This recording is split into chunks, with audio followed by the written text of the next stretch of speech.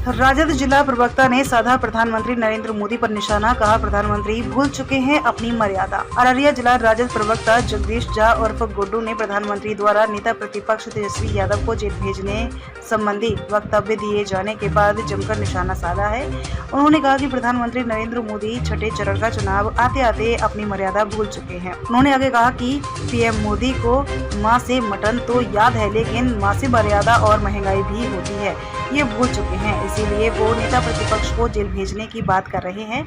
उन्होंने कहा कि इससे सिद्ध होता है कि तमाम एजेंसियां आज सरकार के कब्जे में हैं। उन्होंने कहा कि प्रधानमंत्री मामले की जांच की बात कह सकते थे, लेकिन उन्हें बताना चाहिए कि गिरफ्तारी की बात किस बुनियाद पर कर रहे हैं। अररिया से अरुण कुमार की रिपोर्ट।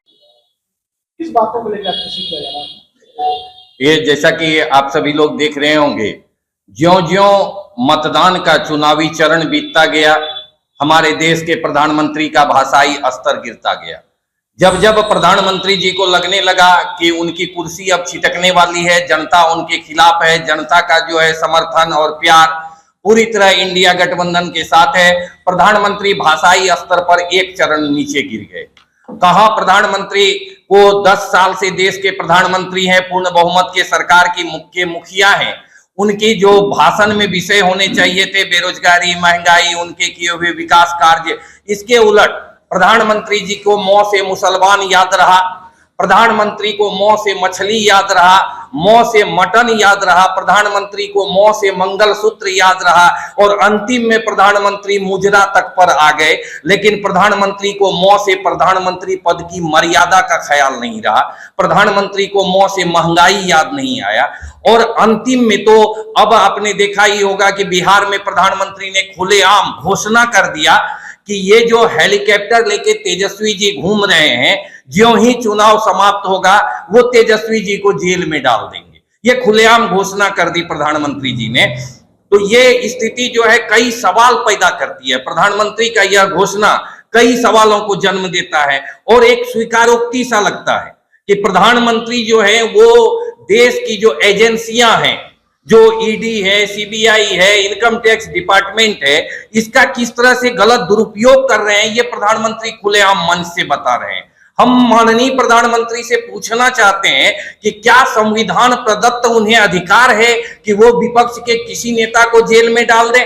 क्या प्रधानमंत्री यह कहना चाहते हैं कि न्यायालय को भी वो मैनेज कर सकते हैं, अदालतें उनके कहने पर चल रही हैं? क्या प्रधानमंत्री यह कहना चाहते हैं कि जितने भी विपक्ष के नेता जेल भेजे गए हैं वो प्रधानमंत्री ने दुर्भावना से उन्हें जेल भिजवाया है, उन्होंने कोई गुनाह नहीं किया है? क्योंकि ऐसा प्रधानमंत्री स्वयं कह रहे हैं।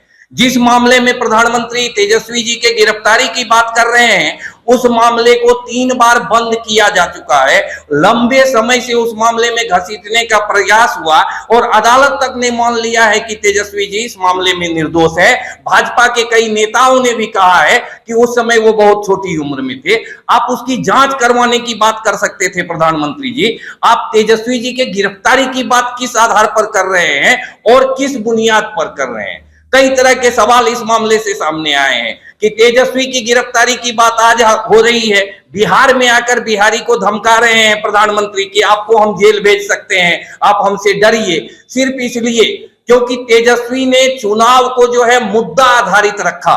प्रधानमंत्री जी मोदी कर चुनाव लड़ना चाहते थे, लेकिन तेजस्वी यादव ने मुद्दे पर चुनाव को रखा। महंगाई, बेरोजगारी, जलता मणिपुर जैसी समस्याएं जो चरम पर हैं, इस पर चुनाव को केंद्रित किया और इससे हताश निराश से हो गए प्रधानमंत्री।